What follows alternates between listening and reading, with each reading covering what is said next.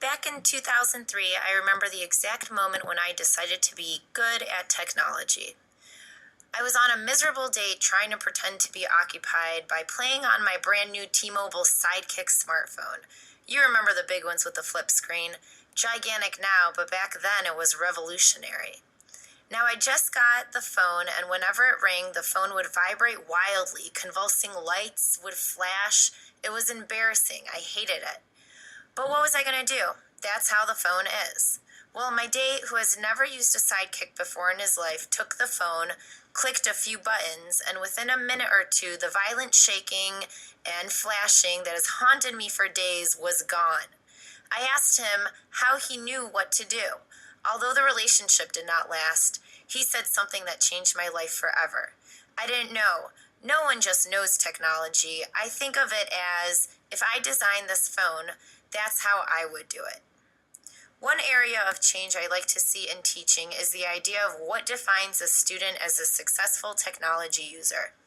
Technology education should strive to develop and deepen students' understanding of the important ideas and processes so that they can transfer their learning within and outside the school.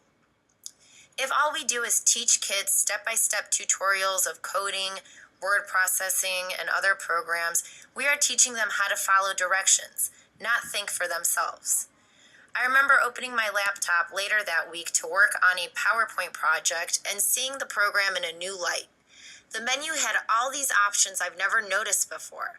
Wow, you can do animations, you can link videos directly into the slide. This program, for the first time, was amazing to me. For the first time in my life, I didn't just use PowerPoint, I explored it, made it mine. I had an attitude of, I can make anything happen. This mentality of ownership of technology is about understanding, not just knowing it. In order to get students to take ownership, teachers need to change how they approach instruction. I wish more teachers would base their lessons on the understanding by design model. In the UBD model, the instructor prioritizes a backward design where the goal is teaching and assessing for understanding. This means when teaching your students how to use Microsoft Word or Pages, you are planning backwards from the end. The goal being understanding how to use the program to help achieve writing, not grading the student on margins and font size. Instead of limiting their use of the program, why not let them turn in essays in red, orange, rainbow, or colored font? Who decided that Times New Roman size 12 in black was the only acceptable format?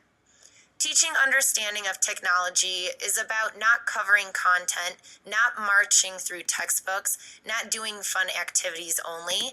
It is about training the brain to explore. Use trial and error to figure out how to accomplish their end goal.